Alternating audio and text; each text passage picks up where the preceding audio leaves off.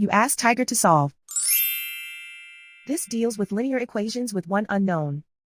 The final result is x equals -3. Let's solve it step by step. Group all constants on the right side of the equation. Subtract 24 from both sides. Simplify the arithmetic.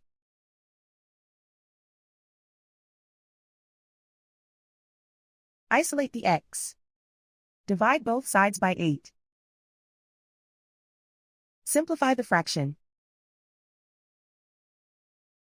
Find the greatest common factor of the numerator and denominator. Factor out and cancel the greatest common factor. And so the final result is x equals -3.